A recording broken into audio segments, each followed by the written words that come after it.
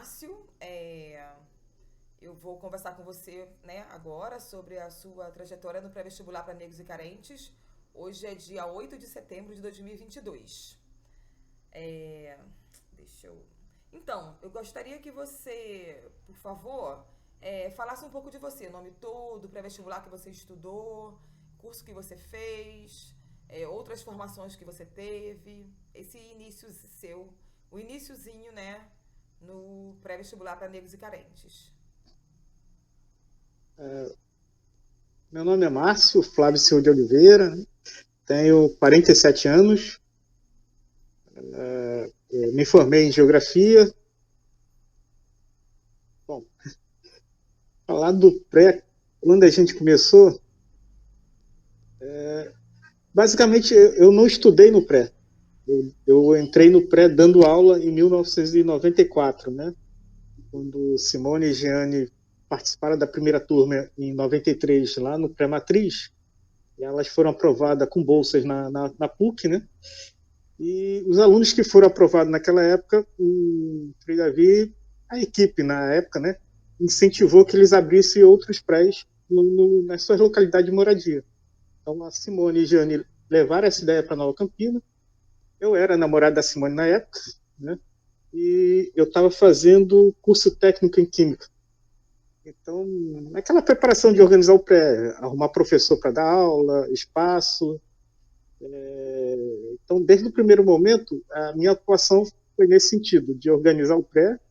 Entrei na coordenação e dando aula de Química na época. Nunca tinha dado aula de Química na minha vida. Mas me colocaram de frente para aplicar essa disciplina. E como as duas, nesse movimento lá no bairro, a gente conseguiu, no primeiro lugar, a Associação de Moradores.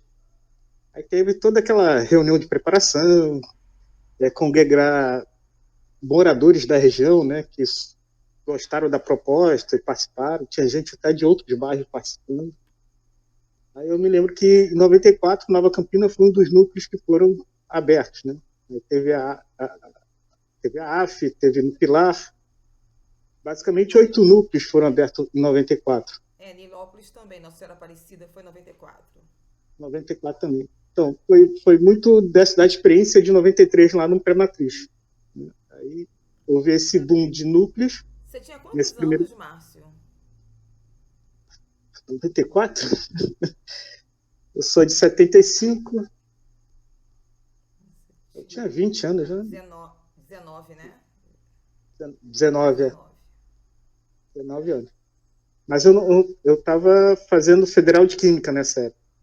Estava fazendo um curso especial de técnica em Química à noite aqui no Maracanã. Aí o pessoal achava que eu sabia Química e me colocaram nessa tarefa de dar aula. Então, em 94, a gente inaugura o núcleo em Nova Campina, e com esse boom, começou a ter aquelas reuniões que a gente chamava de Assembleias Gerais, né, do PGMC. E eu também participava desses coletivos, também ia junto com a coordenação, participar desse momento político. No coletivo, eu consegui acompanhar. A gente tinha muito assim, tinha uma deliberação para aprovar. Se não fosse urgente, criava um comitê, né, uma comissão, ou se preparava um seminário para estudar o assunto. E eu me lembro que numa dessas assembleias houve a indicação de organizar o movimento em estruturas, né, em instâncias, conselhos, assembleias, núcleos, e foi preparado um seminário em Petrópolis para organizar, apresentar uma proposta para a Assembleia aprovar. Eu também participei desse início de organização, participei do conselho do seminário lá em Petrópolis, esboçamos um relatório para apresentar o relatório para a Assembleia. E eu me lembro basicamente isso. A maioria das assembleias era no pré-AF ou no pré-PJ, né? Lá no PJ Caxias, lá na igreja. Aí, em 97, a gente nasce já com uma estrutura bem organizada, né? Núcleos, conselhos e assembleias. As assembleias passaram a ser a cada 3 meses, né? 3 vezes ao ano, e as reuniões de conselhos mensalmente, com 2 representantes de cada núcleo. Embora eu não fosse conselheiro do pré, eu sempre participava das reuniões dos conselhos, né? Sempre acompanhava.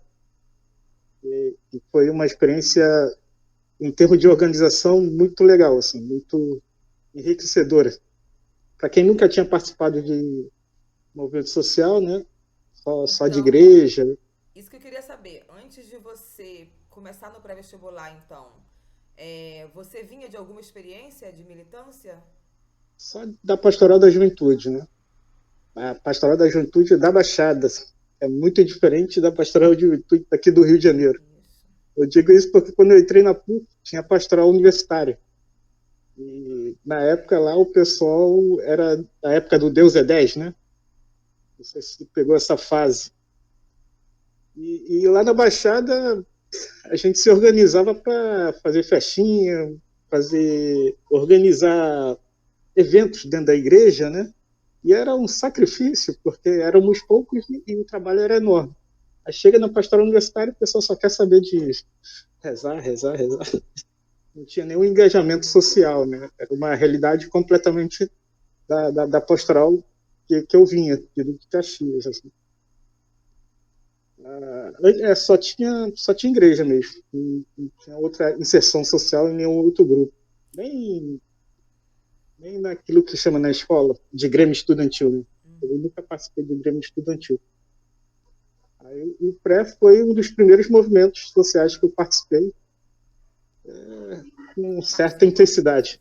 E ajudou a construir, né? Aí me fala uma coisa, você mesmo não assumindo, você não tendo cargos locais, em Nova Campina você não era conselheiro, era professor. Você Sim. assume você se torna militante também, porque você poderia ser só professor. Você se tornou Sim. militante também do pré-vestibular. E foi participando das instâncias maiores, né? Conhecendo a estrutura maior, né? E ajudando a montar essa estrutura, é isso? Isso. O bom dentro do pré é que você não precisava ser conselheiro para participar dos fóruns, né? Se montasse uma comissão e mesmo que você não fosse conselheiro, quisesse participar, você estaria apto a participar, para contribuir. Essa é a parte que a gente chamava de democracia do pré. O pré era, nesse sentido, era bastante aberto e democrático. Só a questão de votação, que quando se restringia ao conselho, só os conselheiros votavam. Mas quem era participante do momento, como professor ou aluno, tinha direito à voz, pelo menos. Né? Isso, pelo que eu me lembro, não foi cerceado em nenhum momento para ninguém. Só a questão do voto. O voto só, 2 núcleos, os núcleos tinham direito a 2 votos por conselheiros. Assim. E como me fala uma coisa, e aí? Mas você fez geografia, né? Então como foi isso de se tornar aluno do pré-vestibular ou não? Você fez vestibular direto para geografia? Não. Eu comecei a dar aula em 94 em Química, 95 termino o curso técnico em Química, 95 ou 96, eu não me lembro. Eu termino o curso técnico em Química, mas eu nunca... Nessa época eu não pretendia fazer universidade, eu não estava com esse pique. Mas o que mais me motivou foi justamente o pré, né? Todo mundo fazendo faculdade e eu dando aula para os pré-vestibulandos e não entendia isso. Aí em 96 eu tento um vestibular para engenharia cartográfica para o UERJ. Aí eu chego atrasado, perdi a prova na época e eu presto concurso para um outro lugar também que eu não passei. Mas assim, eu fiz por experiência mesmo, assim, mas não estava com aquela vontade de fazer. E aí, em 97 eu faço estágio na PUC, no departamento de Química. Eu estava terminando já o curso técnico em Química, em 97, e meu estágio foi na PUC. Aí eu conhecia todo mundo do departamento de Química, né? No período de estágio a gente tem uma circulação boa, né? Só era o estágio, não fazia mais nada. Então eu circulava o departamento inteiro, ficava o dia inteiro na universidade. Aí eu pensei em fazer o vestibular para a PUC nesse período, em 97. Aí eu passo para a PUC, sou agraciado pela bolsa, né? Pela questão do movimento, me apresentaram lá como aluno, mas eu nunca fui aluno, sempre fui professor. Né? E aí eu consigo me matricular na PUC e fazer Química na PUC. Aí eu fiz Química de 97 até 2000. Até o ano 2000. E aí, curso de engenharia, curso de exata, são cursos que você demanda, você praticamente estuda integral, né? Você estuda o dia inteiro. Então, demandava muito tempo. E aí eu tinha uma certa dificuldade com cálculo. Eu repeti cálculo várias vezes. Quando eu consegui passar para o cálculo 2, aí repeti de novo, aí eu desisti. Quando chega 2000, eu paro de estudar, eu fico um ano indo para a PUC, porque a PUC não era só questão do estudo, né? Ali o pessoal até brincava, né? Eu era referência do PVNC dentro da PUC. Então, tudo que era problema envolvendo bolsa, questão de aluno, recepcionar os alunos que estavam entrando, eu participava, né? De certa maneira, eu tinha esse diálogo. A Ivone Magui, não, a professora Vera Candor, do Departamento de Educação, ela classificava a gente como mediadores, né? Eram pessoas que vinham de classes populares, mas circulavam muito bem no meio da elite. Né? E eu me via assim, como mediador mesmo. Ajudar nossos alunos a enfrentar o dia a dia. Então, dentro da PUC, eu participei. Dentro da PUC, participei desse de diretório, fui representante dos docentes no conselho. Como estudante. Né? Como estudante. Aí o cálculo, o cálculo ficava depois, né? O cálculo foi para o espaço. Mas eu só fiquei parado só de 2000 a 2001. Fiquei um ano parado. Mas sempre tinha trabalho na PUC para fazer. Então, eu ia. Aí, beleza. Quando descobriram que eu não estava matriculado, aí me forçaram a voltar para um curso universitário. E aí eu acabei fazendo geografia. Eu fiz geografia. O primeiro semestre de geografia eu tive 3,10, assim. Enquanto na engenharia eu nunca passei dos 5 pontos. Na geografia eu tive 3,10, aí foi. Geografia de 2001 até 2005. Até 2006 eu terminei geografia. E foi um curso que te dá outra visão. Assim, essa experiência de passar pela universidade, e ainda mais como a PUC, foi interessante porque a PUC é um ovo. Né? Todos os cursos ali se encontram. Então, por exemplo, eu já conheci pessoas que foram estudantes na mesma época que eu, ali no mesmo período, e era curso, casa, curso, casa, curso, casa. E aí eu fico questionando, mas conheceu fulano de tal? Eu acho que nunca participou de uma palestra, assim, não viveu a universidade.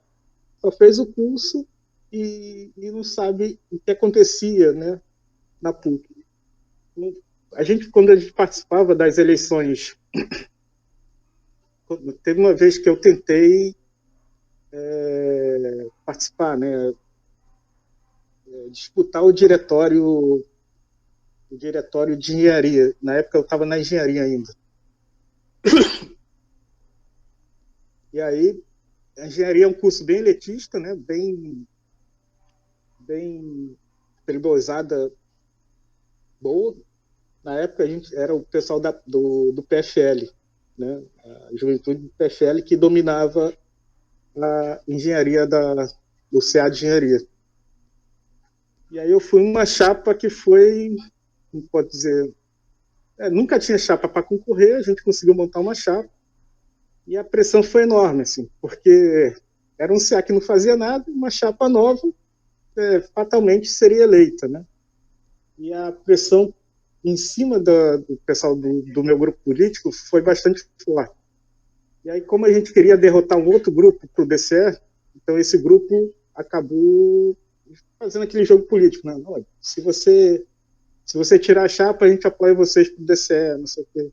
Aí veio a pressão deles e depois veio a pressão do grupo político, porque eles queriam o apoio do CA de Engenharia. Aí acabamos tirando. Mas eu lembro que numa dessas panfletagens, né, chegava cedinho para panfletar lá na porta da universidade, aí tinha um grupo da Juventude PFL, que ele me chamava de serviço social. Eu me apresentava como aluno de engenharia, mas ele não acreditava. Ele dizia que eu era da turma de serviço social, né?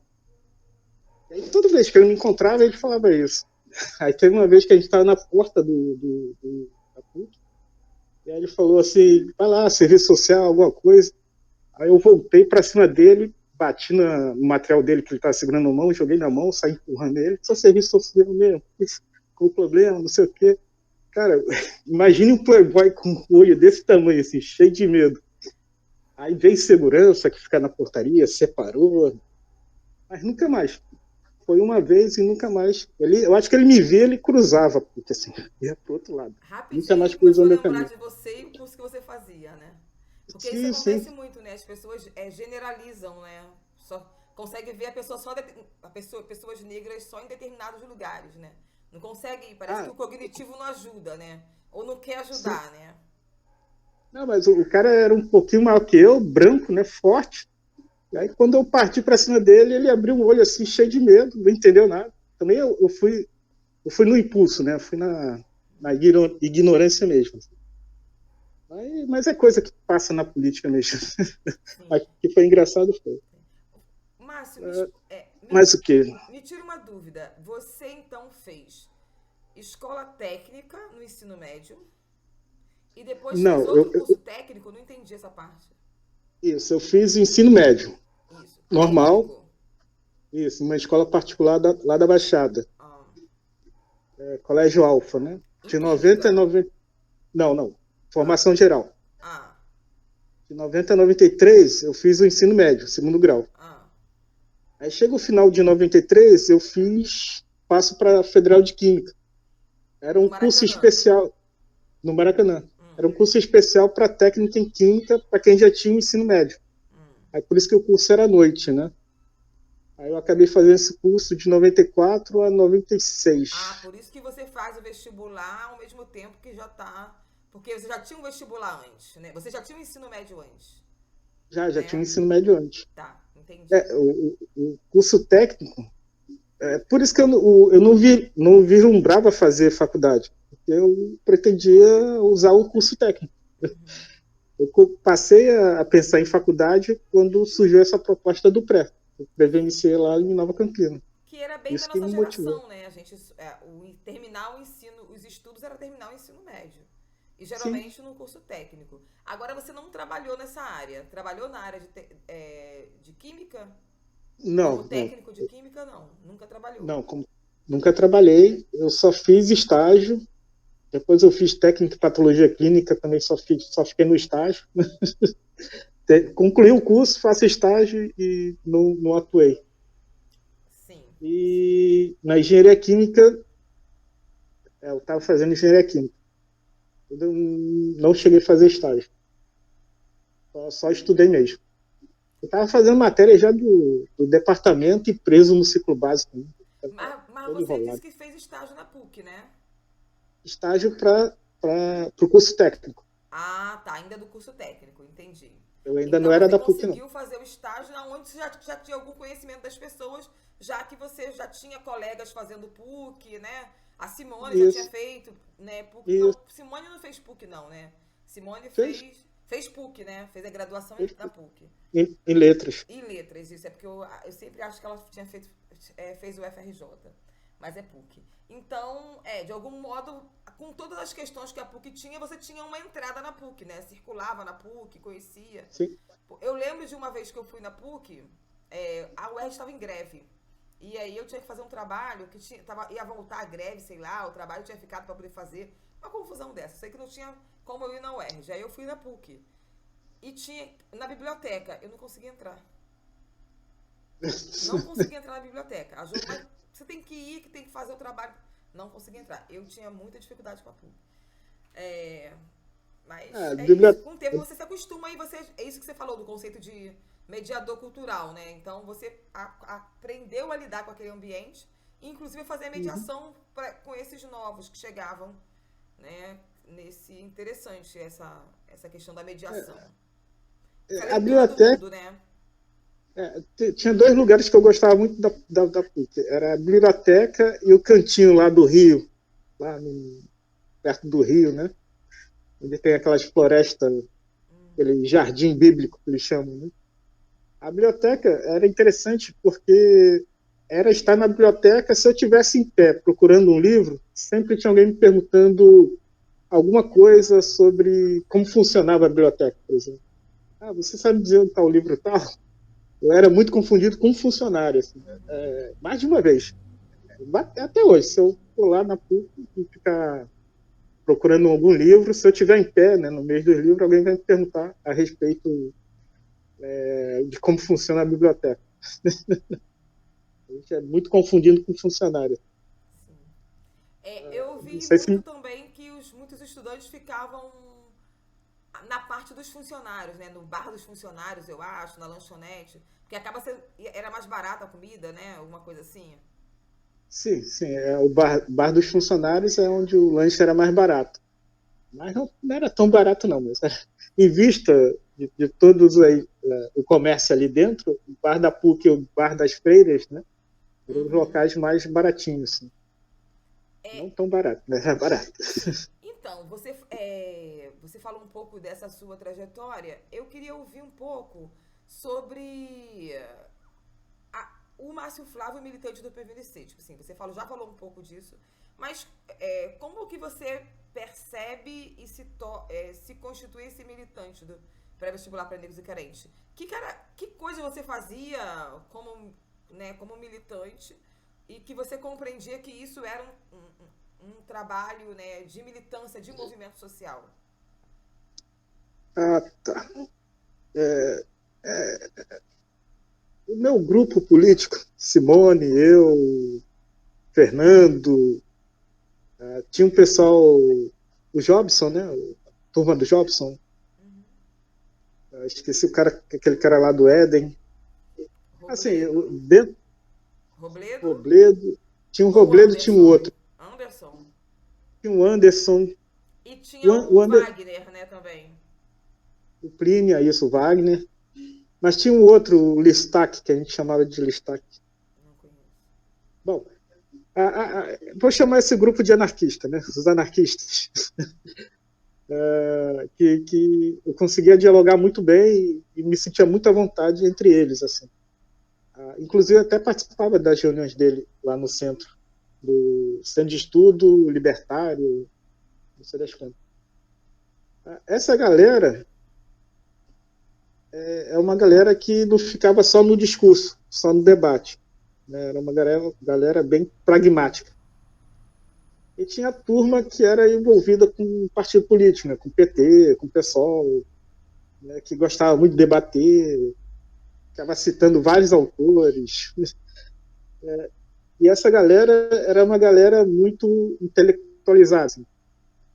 Para fazer trabalho braçal, eles não tinham a mesma disposição. Mas para escrever um texto, moção de repúdio, o Zeca, né, o pessoal se mobilizava.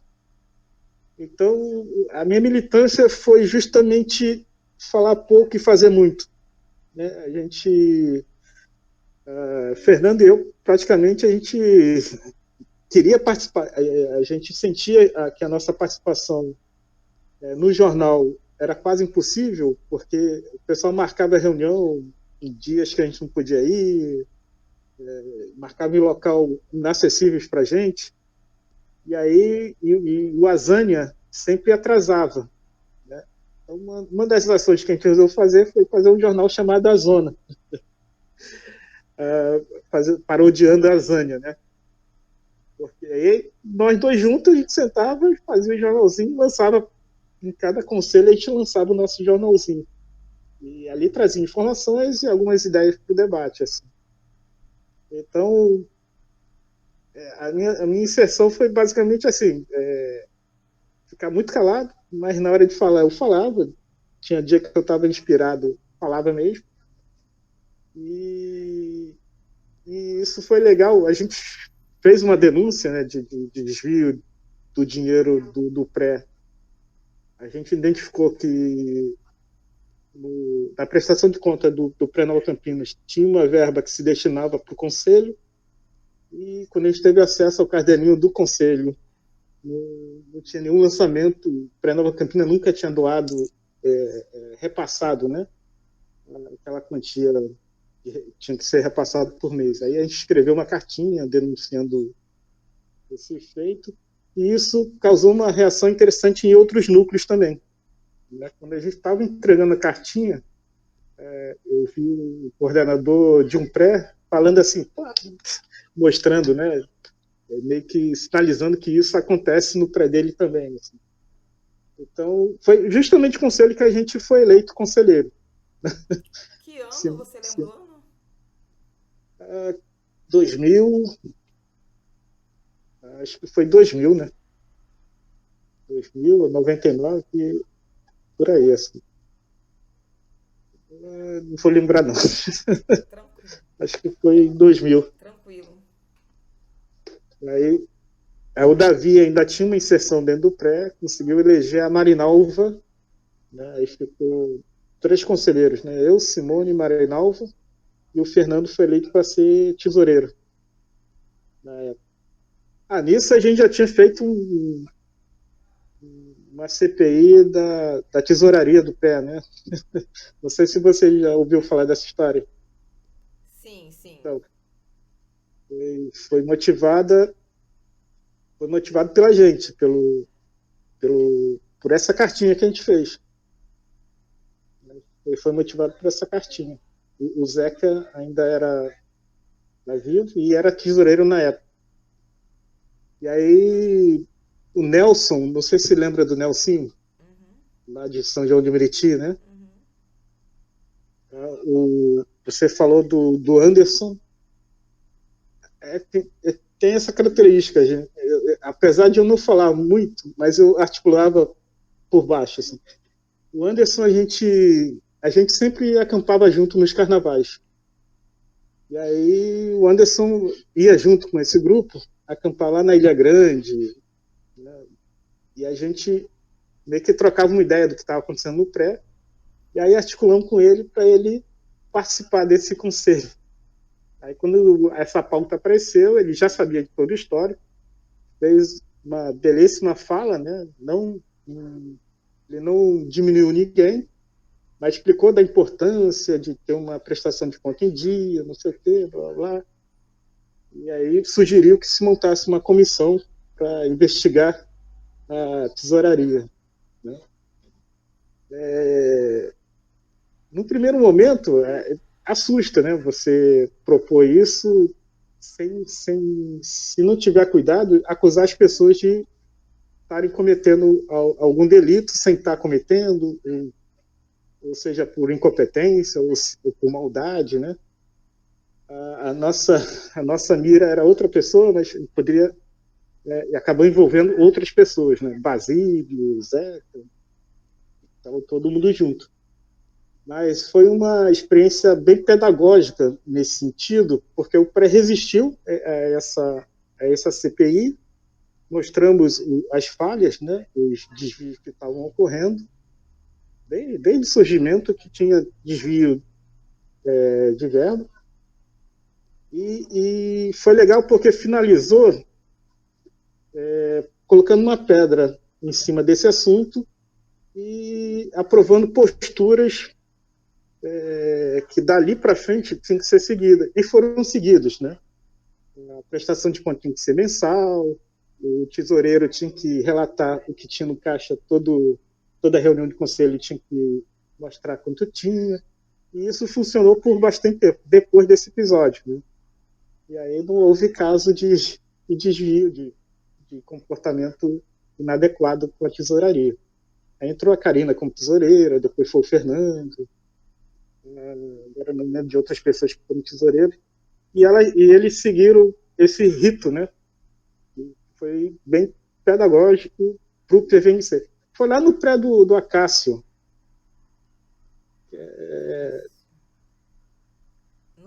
Aonde é?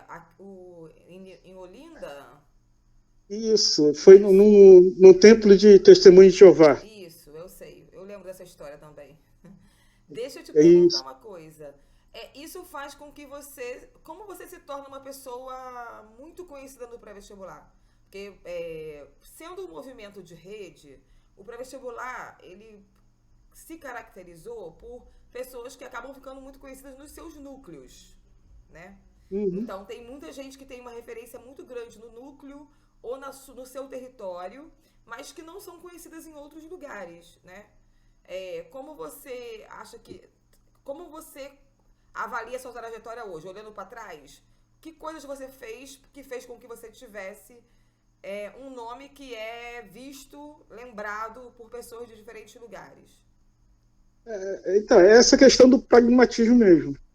Botar a mão na massa e fazer.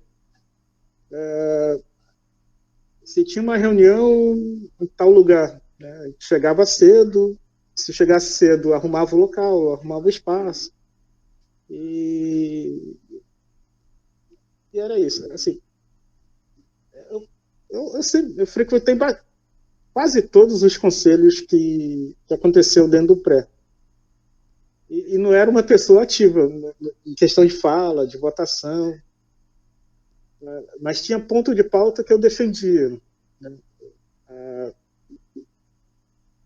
Teve uma assembleia lá na Cidade de Deus, e eu acho que a gente já estava discutindo os princípios da Carta de Princípio, né? Ou algo parecido. E aí eu faço uma proposta, que eu não me lembro o que é, e aí o Davi pega a fala e faz uma contraproposta, né? Só que ele fala, o Davi tem uma habilidade, né, com a fala, e ele fala assim, o irmãozinho Márcio vai repensar melhor, vai retirar sua proposta, não sei o quê, e faz a proposta dele. E aí eu tenho a réplica, né, a tréplica, eu vou lá e mantenho a minha proposta e não vou retirar. E quando botou em votação, eu ganhei. Eu ganhei. A minha proposta venceu, né? E a dele foi vencida. E aí, todo sem graça, fui lá conversar com o Davi. Aí ele me vira, não, irmãozinho, você tá certo, não sei o quê, blá, blá, blá. Um cara desse nunca vai perder, assim. Porque ele não se sente derrotado, né? Aí, isso é interessante observar as pessoas, né? Quando eu fui conversar com ele, pensei que ele ficou chateado, não, ele me parabenizou, falou que ia falar certinho. Eu não ficou com raiva. E assim, como tinha essas aulas de cultura e cidadania, como a gente acaba sendo referência dentro do conselho, as pessoas nos chamam para dar aula nas suas respectivos prés. Né? E quando eu fazia estágio lá na PUC, num setor que cuida de menores, no NEAM, eu recebia muita ligação quando trabalhava lá. Então, os adolescentes ficavam me questionando, porque eu recebia muita ligação, não, participo de um movimento de pré-vestibulares, não sei o quê. Aí falava que tinha pré-vestibular em tudo que era canto. Aí lá tinha uma televisão, os adolescentes assistiam na hora do almoço, né, quando estava desocupado. Aí passou uma reportagem falando de alguma coisa que aconteceu em Cabo Sul. Aí um dos adolescentes virou assim para mim, Márcio, tem pré lá em Cabo Sul? Pô, pior que tem. Tem Niterói, Cabo Sul. E aí eu acho que eu tinha acabado de ir em Cabo Sul naquela época, né? Onde eu conheci o Márcio Fontes Isso. e o Eduardo Belo. Não sei se tu lembra do Eduardo Belo também. O Márcio eu entrevistei agora, né? Ele respondeu o questionário. O Eduardo, acho que não. Mas Eduardo eu sei quem é. Acho que sei. Acho que o Eduardo foi para Brasília. Nunca mais o encontrei aqui no Rio. A última notícia que eu tenho dele é que ele passou no concurso e foi para Brasília. Há muito tempo mesmo. Eduardo fez filosofia, sociologia aqui no IFIX. Então, Então você circulava, além de estar nos conselhos gerais, você circulava nos pré-vestibulares, dando aula de cultura e cidadania, né? E tinha a PUC também, né? Como um lugar também que as pessoas acabavam... Quem ia para a PUC estudar, tinha você como referência. Tinha a turminha lá, eu, Fernando, Simone, tinha o Roberto, de Sociologia, não sei se você lembra dele. Ele acabou fazendo geografia na UFRJ. Tinha um Cadu. Cadu. O tempo vai passando e as pessoas vão aparecendo, né? Eu praticamente fiquei por muito tempo como referência. Não só para os alunos do pré, como para a playboyzada da PUC também. O pessoal, se eu for hoje encontrar essa galera lá, eles me associam direto ao PVC, né? Dizendo que eu sou responsável por um monte de estudante da Baixada tá estudando ali, assim, e colocando esse peso nas costas. E como era a relação com os estudantes que não eram bolsistas da PUC? Você fez amizade, ficou amigo dessas pessoas? Da outra classe social? E do outro pertencimento racial?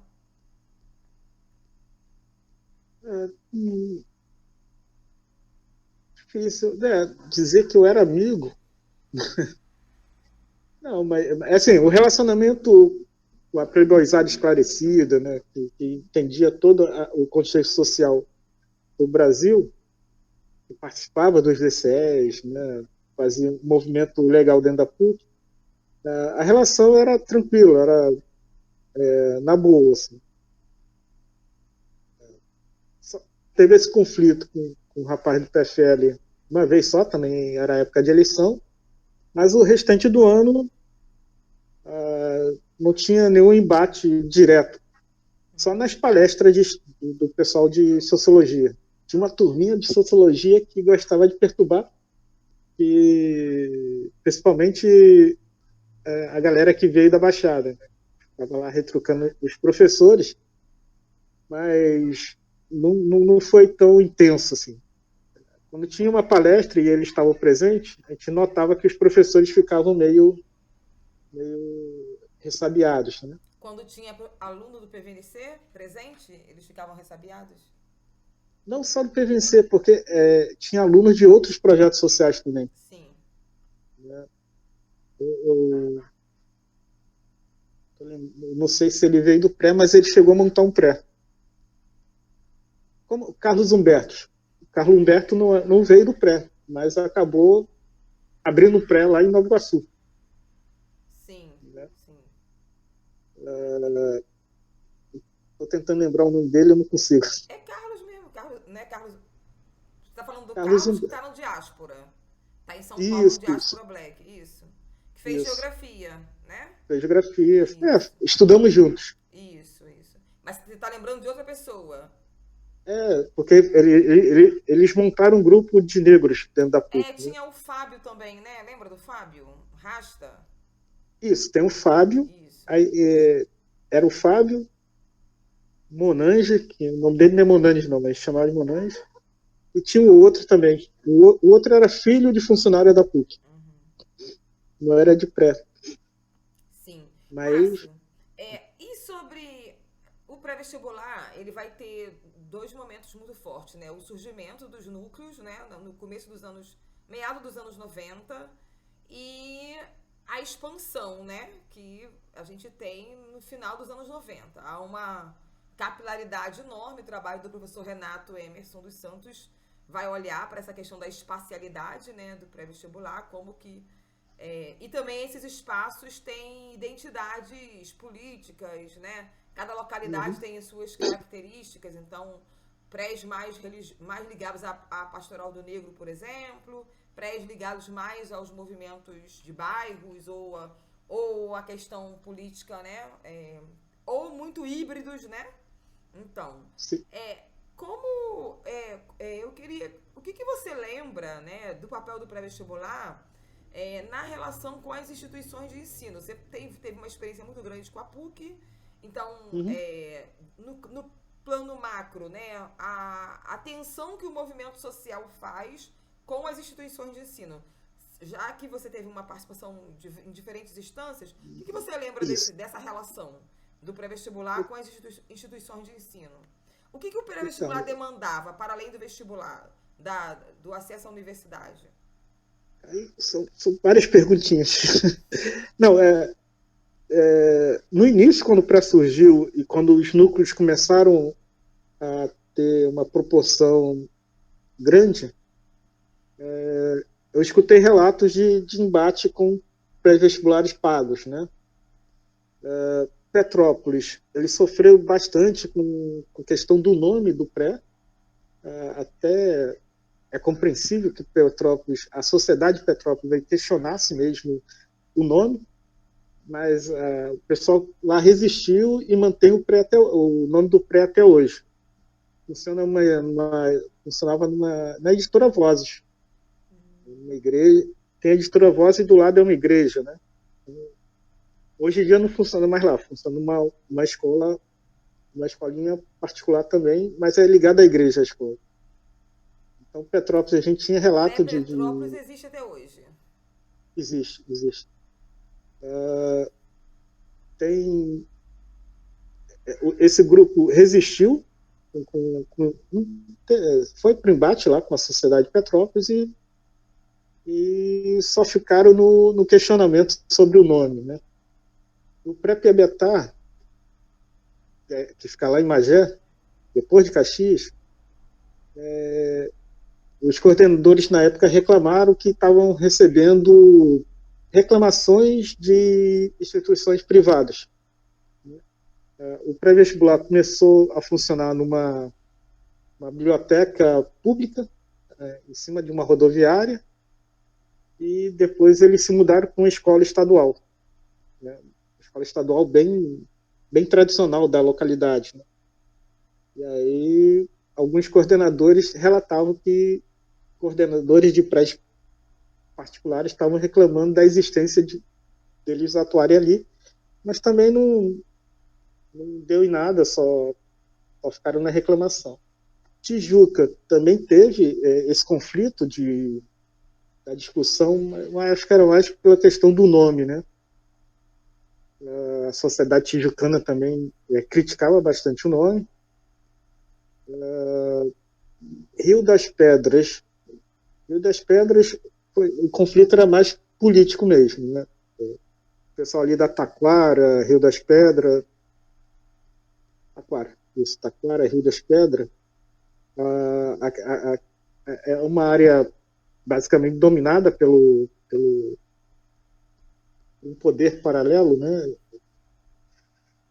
Que mistura a questão política com questão de milícia, né?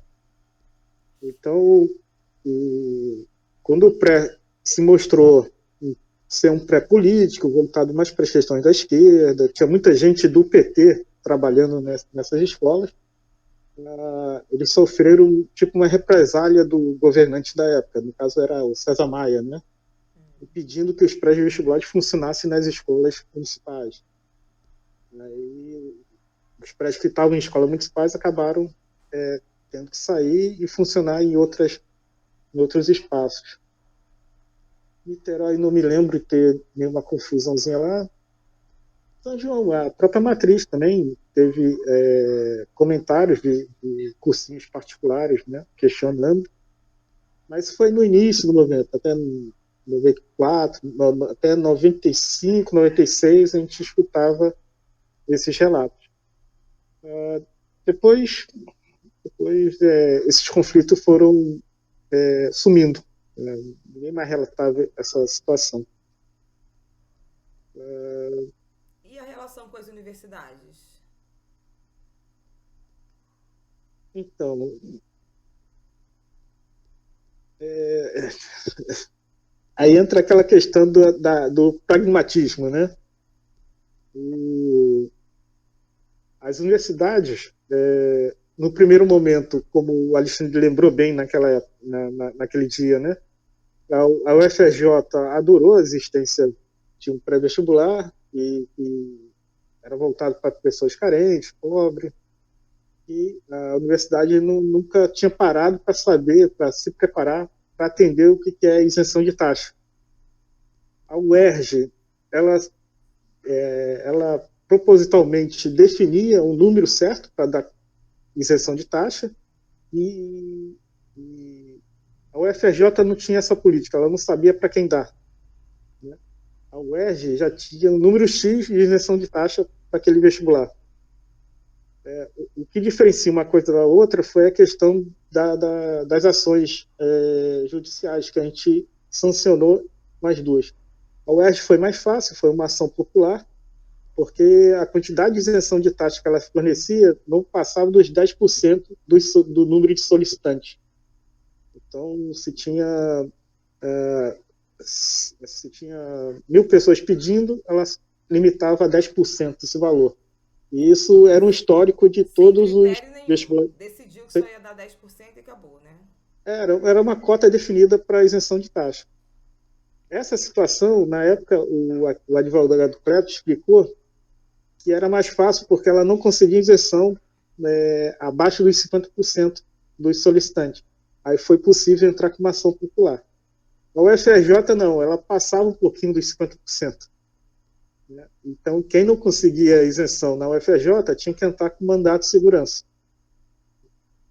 Eu nunca participei das reuniões com a negociação das comissões de vestibulares. Eu sempre participei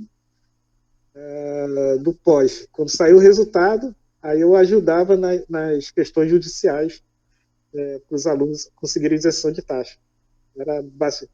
Eu lembro que quando saiu a ação popular, o juiz determinou gratuidade para todos que tinham solicitado, a UERJ demorou a cumprir. Aí a gente foi fazer uma manifestação lá na UERJ, reunindo os 300 alunos no dia, e no dia era uma ação do DCE da UERJ de ocupar as universidades. Então, tinha dois movimentos ao mesmo tempo, e o pessoal do DCE nos convidando para invadir a UERJ, e a gente se recusando, dizendo que não era aquela ali a nossa luta, era outra. E a gente ficou o dia inteiro lá na UERJ, quando o Cleto conseguiu fazer com que um oficial de justiça enviasse um aviso ao juiz, mandando a UERJ cumprir a decisão. Né? Aí no fim da tarde a UERJ bota uma banquinha lá e começa a dar isenção para o pessoal que estava presente e para quem tinha solicitado e não tinha conseguido também. Para todo mundo que pediu isenção, naquele ano todo mundo conseguiu guiar essa ação popular. Você lembra que ano foi isso? 99? 99? Acho que foi.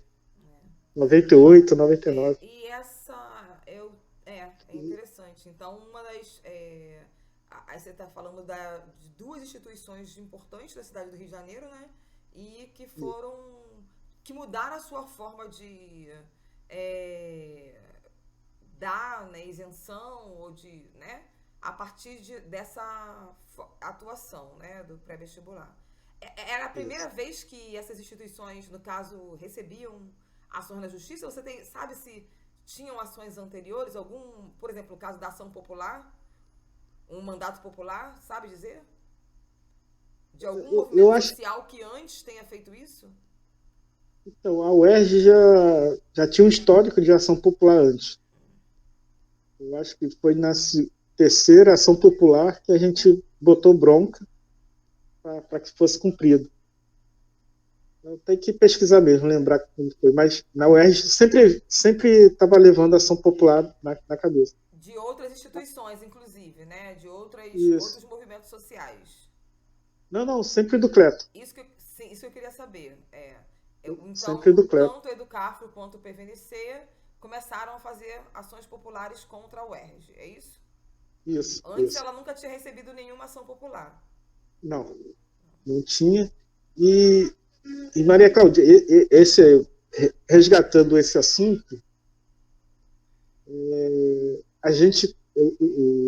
como eu tinha um convívio com o Cleto estava torcendo para que eles recorressem da decisão judicial para poder levar para instâncias superiores. Falou alguma coisa? Não, aí seria o quê? Pro STF? Não, né? Seria, Seria seria para o STJ, né? STJ, isso. Isso. Aí, uma vez definido no STJ, o assunto ia morrer e eles teriam que dar isenção para quem solicitasse, independente da renda, de qualquer coisa. Com todas essas medidas de ação judicial, eles não recorriam nenhuma, perdiam todas e ficavam quietinhos, assim. Não levavam para frente.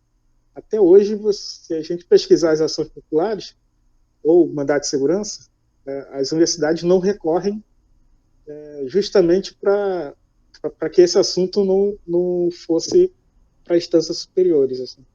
O Cleto torcia para que isso acontecesse e nunca aconteceu. É uma estratégia, né? Até hoje tem que continuar pedindo isenção, né? Mas no caso da UERJ já é lei. De autoria, se eu não me engano, do Chico Alencar ou do Lindbergh Farias. Não me lembro quem foi o Chico. Chico Alencar que fez uma lei na gestão do Garotinho, em 2001, 2001. E o que, Ele que essa faz lei uma lei estabelece? concedendo isenção de taxas para alunos de pré-vestibulares populares, escolas públicas, e E abrange. essa lei ainda vale, não tem que comprovar nada, renda, essas coisas? Só provar que é de pré-vestibular e você tem isenção? Eu acho que tem que comprovar a renda, mas quando ela foi criada, a gente participou de uma reunião com o pessoal da UERJ para regulamentar. Aí eu acho que a questão da renda entrou na regulamentação da lei. Mas na lei não frisa isso, não. Para não ter, né, fraude, talvez, né? Isso. Então, aí você. Então a gente tá falando de um momento que era uma luta para minimizar o impacto da taxa do vestibular, né? E Sim. aí a gente tem, nesse contexto também do final, na virada dos anos 2000, né? A questão, começa o debate das ações afirmativas. O que você lembra da participação do pré-vestibular com relação às ações afirmativas? É, A ação afirmativa começa em 99, um projeto de lei do Antero Paz de Barro. Assim. A primeira vez que eu ouço falar de cotas para alunos de escola pública em universidade foi em 99, pelo senador Antero Paz de Barro, que era um senador do Mato Grosso. E o projeto de lei dele era muito. A justificativa, né, do projeto de lei dele era um parágrafo que dizia que ele estava dentro de um táxi, conversando com um taxista, e aí rolou algum papo de acesso à universidade, né? O filho dele não estava na universidade, ou estava, passou para a universidade, mas não estava conseguindo manter o filho nessa universidade por causa dos custos. E aí ele foi incentivado a procurar quantos alunos ricos tinham nas universidades, principalmente nos cursos de medicina. E aí ele percebia que 100% dos alunos de escola que estudam na medicina vieram de escola particulares. O que motivou ele a criar essa proposta de lei de cotas para alunos de escola pública nos cursos universitários. E aí, de posse com esse material, eu começo a tentar discutir dentro do pré-vestibular, dentro dos meus pares. Eu lembro lá no bar dos funcionários, mostrando lá para o Fernando, mostrando para outros companheiros, o pessoal, acho que o pessoal olhava assim, do PSDB, né? Nem dava atenção para a pauta, né? E a gente levava para a discussão, o pessoal ficava meio ressabiado, com o pé atrás. Aí eu me lembro que teve uma assembleia lá no Boiúna, que eu coloquei isso em pauta, né? Foi rejeitado no primeiro, fiquei tentando colocar. E aí eu vi que não ia passar, eu resolvi assumir a direção da mesa. Aí, quando eu assumi a direção da mesa, eu coloquei a força lá, a pauta e explanei o debate, né? Não foi uma aprovação de imediata, até porque era um assunto novo dentro do pré, né? Falar sobre reserva de vagas para estudantes de um tipo de origem. Aí, sim, depois dessa criou-se uma comissão para estudar, para trabalhar, como é de costume dentro do pré, né? Pegar um assunto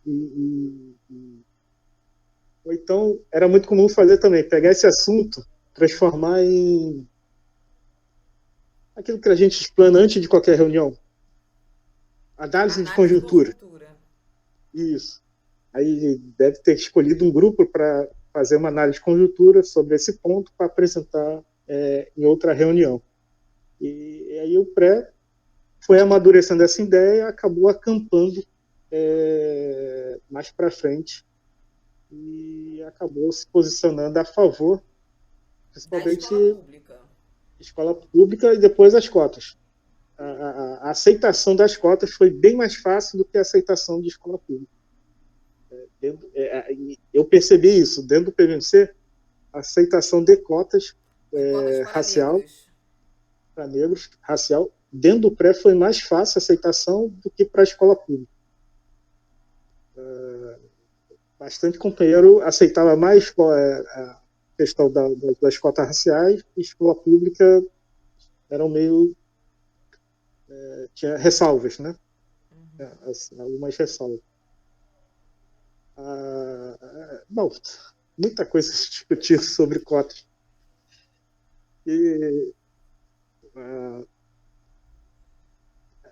Isso eu percebi também dentro da universidade, que todo encontro que a gente vai, né, congresso, seminários, dentro do estado, fora do estado, em outro estado, são sempre as mesmas pessoas falando. O mundo acadêmico aqui no Brasil é muito pequenininho. Então, se você participou de um seminário lá no Sul, se você participar no Nordeste, você vai ver as mesmas pessoas que estavam lá no Sul falando no Nordeste. E aí o assunto a gente fica falando para a gente mesmo, né? Lembro aquele seminário que foi a Associação Brasileira de Pesquisadores Negros, né? Eu participei lá, eu não participei de São Paulo, não, participei do Maranhão, que foi o segundo encontro. Eu não me lembro, muito tempo. Tá, foi do Maranhão? Não, foi da Bahia. Da Bahia,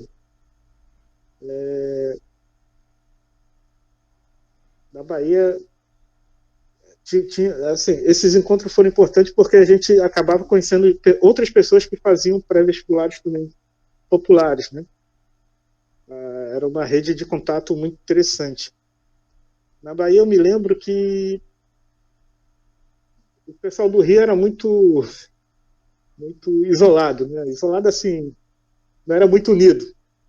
Então, quando houve uma pauta lá para escolher o próximo encontro, né, sugeriram o Rio de Janeiro, e na verdade foi uma moça que sugeriu o Rio de Janeiro, e aí todo mundo desesperado, porque o pessoal dos carioca não queria se comprometer em organizar um evento, o próximo evento da Associação de Pesquisadores Negros.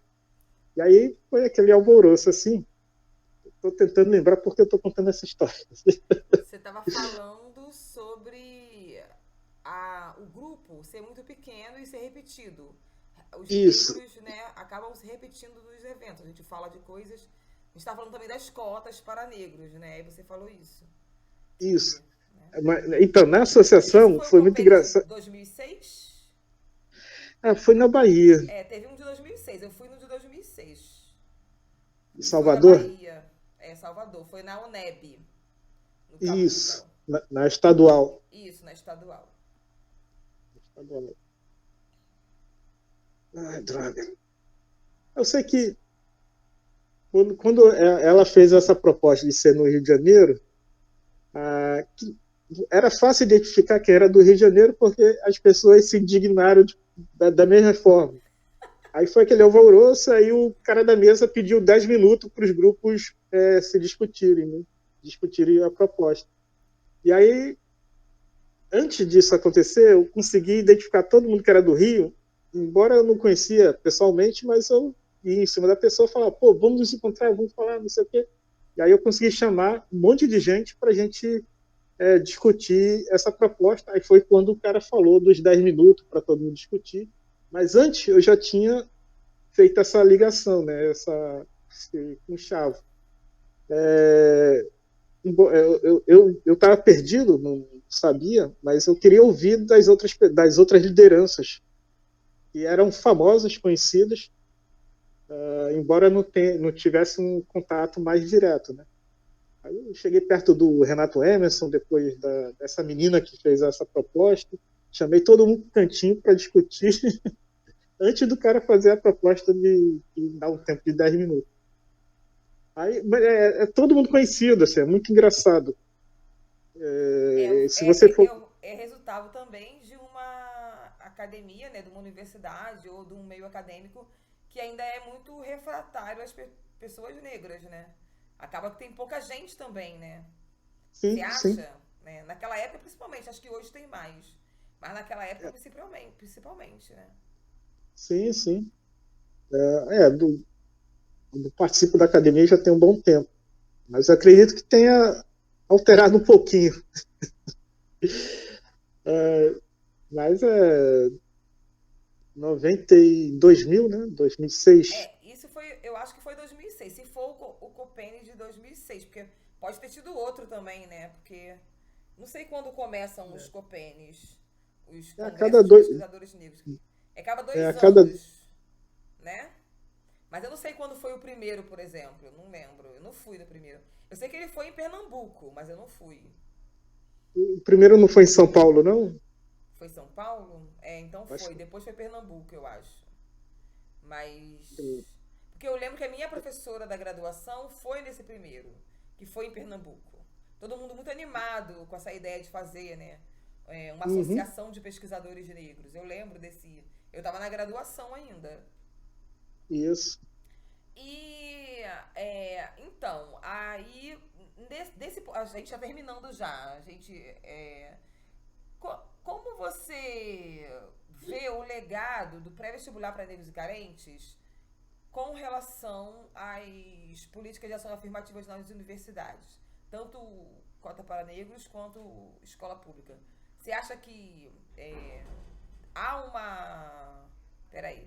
Há tem uma participação, tipo assim, e essa participação ela é relevante socialmente, ou foi uma coisa que aconteceu assim, ou foi uma coisa que o movimento social planeja de algum modo e o que você acha disso? Qual é o legado? E desse qual é o legado, né? Você como ex-militante do pré-vestibular para negros e carentes, do pré-vestibular ou dos pré-vestibulares populares, né? Porque a gente tem também o caso da Educafro com protagonismo nesse momento e outros pré-vestibulares fora do Rio de Janeiro. E que sujeitos você identifica nesse momento específico, nesse contexto específico dos anos 2000 até 2012, quando há a aprovação no STF? Então, Cláudia, essa pergunta é interessante. O PVNC ele tinha um ritmo um pouco diferente, podemos dizer assim, da Educafro. Comparar algo bem parecido com a Educafro ou com outros pré-vestibulares populares, né? Não sei que cargas d'água deu, eu olho para o PVNC como um movimento pedagógico no sentido amplo da palavra. Assim. Tudo que aconteceu no pré foi bem pedagógico, né? Desde a sua estrutura, dos seus encontros de formação, conselhos, assembleias, os seminários, as CPIs,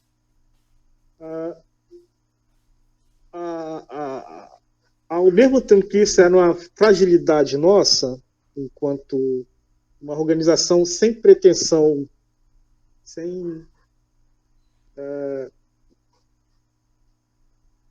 por exemplo, o Davi tem esse lado, né? O Educafro tem esse lado de ser midiático, de estar constantemente aparecendo na mídia, né?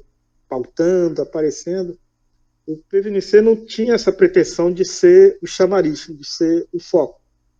acaba sendo pelo seu tamanho e pela sua multiplicidade de experiência, né? Eu lembro que nas primeiras reuniões de Conselho Geral ou de Assembleia, a gente tinha um período de cada núcleo falar como funcionava, né? Mostrar a experiência de cada núcleo. A gente era muito voltado para a gente mesmo. Assim. As propostas de se tornar uma ONG, uma instituição, isso sempre foi rechaçado, né? Que receber dinheiro de organizações fora do PVNC também sempre foi um item rechaçado dentro do PVNC. O PVNC não tem envolvimento político, mas, ao mesmo tempo, aceitar pessoas que atuavam politicamente. Né? A gente várias vezes chamou Jandira Fegali, Chica Alencar, outros protagonistas que eram políticos para dar aula no pré, mas, ao mesmo tempo, o pré não se envolvia numa campanha política. Né? Declaradamente, assim, oficialmente, não fazia isso. Isso nos fortalecia, porque a nossa intenção é que a nossa demanda algum dia fosse atendida para a gente se extinguir. Era um movimento que tinha, assim, intuitivamente, sabia que um dia o pré iria deixar de existir no momento que o Estado assumisse sua responsabilidade de democratizar o ensino superior. Então, tudo isso fazia com que o pré não tivesse essa vontade de aparecer na mídia, ficar na mídia, né? De ser... A nossa fraqueza é que as nossas ações eram utilizadas por pessoas que tinham uma visão além do alcance. Né? Por exemplo, o exemplo é a questão da UFRJ, né? Quando o servidor público não tinha parâmetro para dar isenção de taxa, o PVNC foi usado para isso. E, na briga das cotas, essa situação funcionou da mesma jeito. Né? Quando o governo se depara com uma demanda de atender, de fazer cotas, e não sabia como, o PVNC nesse momento abriu-se, né, uma luz em cima da gente, e aí, por inépcia ou por não uma vontade de brigar, né, de lutar mais, a gente delegava essa discussão para outros grupos, né? Delegava para o Davi, delegava para o Alexandre, delegava para a PUC. A PUC se beneficiou bastante dessa situação quando ela perdeu a filantropia, onde ela, quando foi criada a questão do ProUni, né? Converter a doação de bolsa, né? As bolsas para estudantes negros, converter como isenção de imposto para recuperar a filantropia. Então, a PUC já tinha uma experiência de bolsistas, né, oriundos do pré, e ela usou como moeda para mostrar que é possível fazer filantropia dando bolsas de estudo. E isso serviu para ela negociar, né, propor lá para o governo federal na época. Ou seja, a gente sempre ficou esperando o que ia acontecer, nunca participamos diretamente como grupo organizado.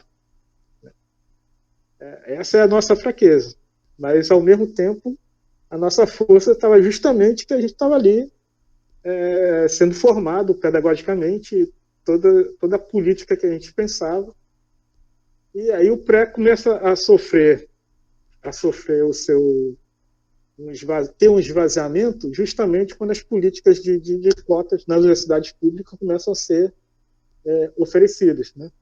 A questão do ProUni e a questão da reforma universitária. Quando as universidades federais começam a adotar cotas, a gente percebe que o movimento de pré-vestibular diminui drasticamente. Por que você acha que vai diminuir?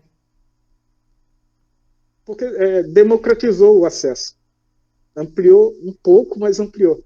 A professora Luiz Helena, lá da PUC, de Serviço Social, ela percebeu isso também, né? Que quando as bolsas de ação social para os universitários, dos PVNCs, diminuíram não, acabou, né? Daqui a pouco agora só oferece bolsa para o ProUni. E no ProUni entram estudantes independentes se estão em organização de pré-vestibular ou não. Entra qualquer pessoa. Então ela sentiu esse baque de entrar pessoas que não passaram por essa experiência do pré. É um outro tipo de universitário, é isso? Apesar de ser pobre, negro, né? Mas não era engajado na sua comunidade, não era engajado em movimentos sociais. Né? Para o curso dela, ela sentiu essa falta. Coisa que os alunos que vinham do PVC já vinham mastigado para ela. É só ela trabalhar, né? Já vinham com a mentalidade de organização social, de movimento. Já tinha ouvido falar de alguns textos, né? Que o movimento trabalha. O Robledo fala que ele ficou uns 3 anos militando e estudando no pré-vestibular. Então ele fez, como se ele tivesse feito um ensino médio novamente, só que com uma outra profundidade, né? Sim. Mas voltando ainda, Márcio, a gente já está terminando, mas voltando ainda para esse contexto dos anos 2000, nos anos 2000 a gente já tem uma diminuição muito grande dos pré-vestibulares, não é isso? Né, no caso do PVC, a gente diminui, porque nos anos 90 a gente chega a ter 40 pré-vestibulares, me parece. Nos anos 2000 isso diminui muito. Eu acho que até 98, 99, a gente passa em 120 núcleos, assim. Mas teve assembleia que teve 90 núcleos. Né? Teve assembleia que teve 500 pessoas participando, 500 ou 600 pessoas participando. Mas, assim, registrado como PVNC, eu acho que a gente chegou a 120. Eu e Fernando a gente tinha essa mania de ficar contabilizando essas coisas. Lembrar onde a gente guardou, eu não sei. Eu saí muitas vezes para abrir núcleo fora dessa região metropolitana. A gente já foi em Rio das Ostras, a gente chegou aí, a Jo mesmo, né, foi para Minas. Esses encontros de fóruns sociais mundiais também era uma troca de experiência de pré-vestibulares. A gente espalhava como funcionava, né? Então, assim, a gente já teve assembleia com 90 núcleos participando. Sim, mas nos anos 2000 a gente vai ter esse refluxo, né? Vai ter uma diminuída muito grande. Ao mesmo tempo que a gente tem a questão das políticas de acesso, seja as cotas, seja o ProUni e também a questão da reforma universitária. E aí você fala que, de algum modo, o que você está dizendo é que o pré-vestibular não participou desses processos, não colaborou dizendo como poderia ser a política de ação afirmativa, é isso? Eu não entendi essa parte. Não participou de forma orgânica da discussão, como coletivo, como grupo. A gente tinha representantes falando em nosso nome, né, nesses fóruns, né? O Alexandre era uma pessoa, o Davi era outra, e eu de vez em quando ia para esses fóruns também, e a gente acabava trazendo isso para dentro do PVNC. Mas não chegamos a fazer um movimento, por exemplo, vamos tirar o dia para invadir ou ocupar a porta do ministro da Educação pedindo a efetivação das coisas. A gente nunca não fizemos esse movimento orgânico, né, de fincar na sociedade o que o PVNC de fato queria. Ficou uma coisa mais de cúpula, né? Uma coisa mais de cúpula, né? Isso. Ou então de cooptação do movimento social a partir da ação do Estado, é isso? O Estado usou a gente como referência, né? A gente discutiu bastante cota. Tinha aula inaugural falando sobre cota, tinha assembleia falando sobre cota.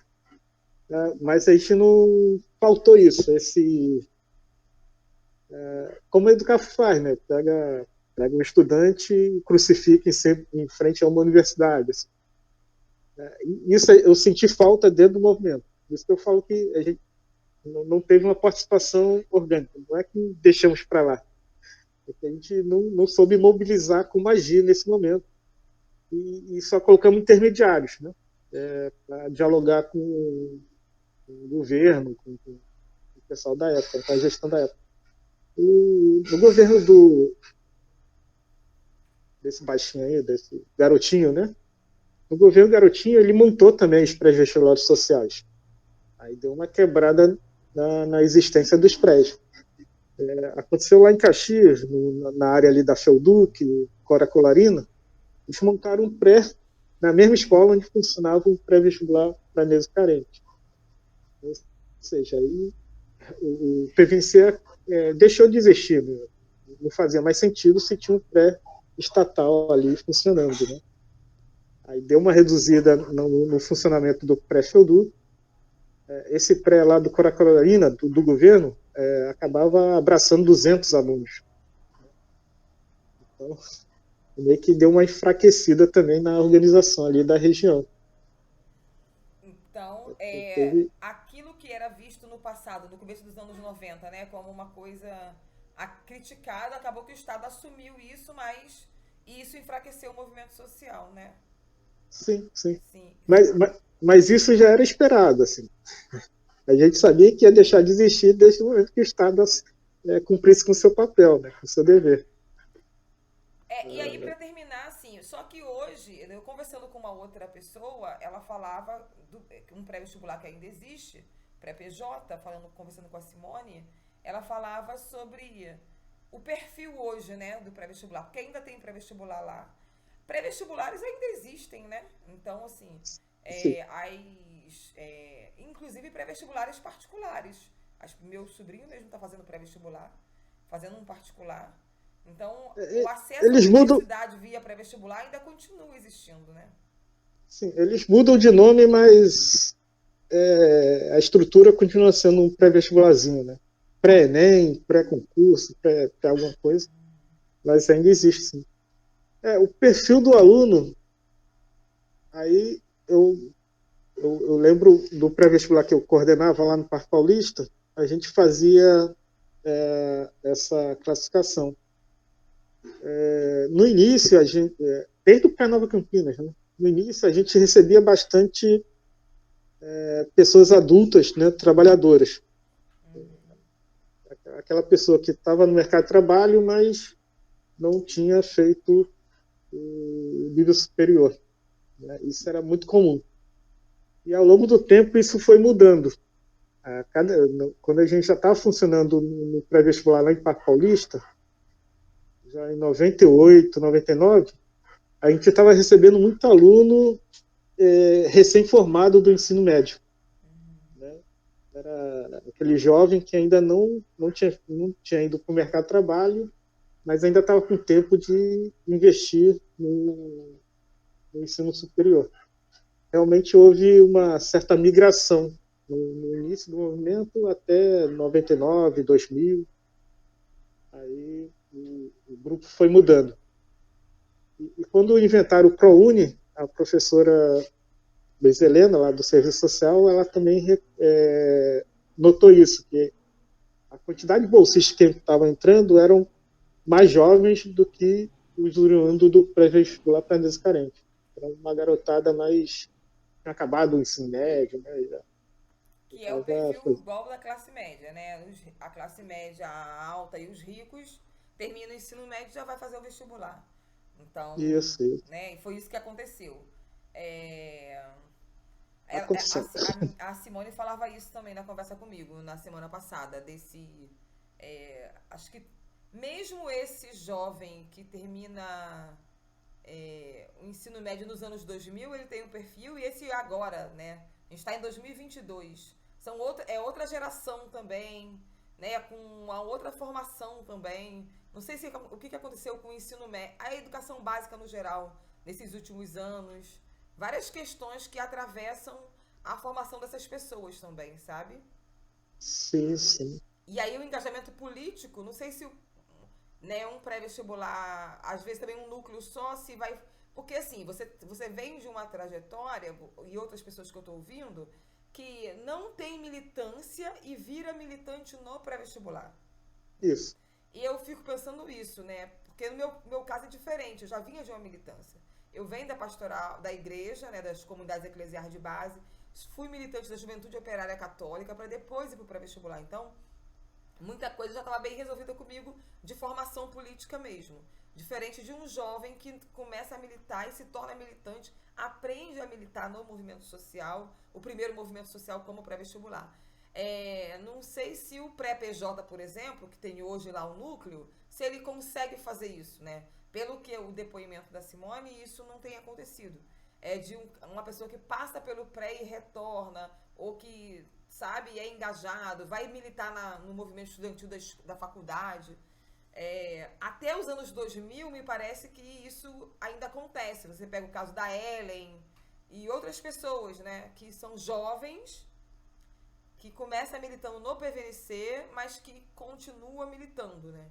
Ou migra para o movimento negro, migra para o movimento de mulheres, migra para o movimento de moradia, para o MST, para a questão do sem-teto. Você vai migrar para outros movimentos sociais, mas você vai ter uma militância.